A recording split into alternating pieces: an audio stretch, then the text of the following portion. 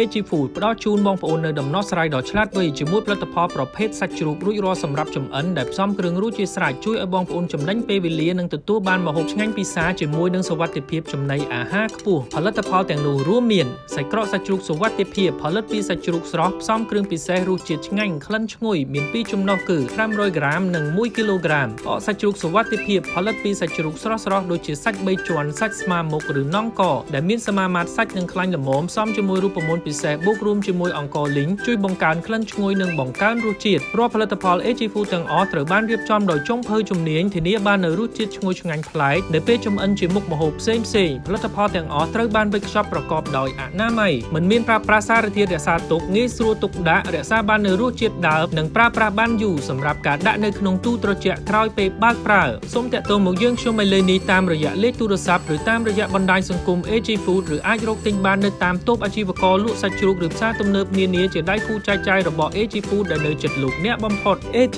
Food កសិផលសុវត្ថិភាពគុណភាពល្អបំផុតរបស់កម្ពុជា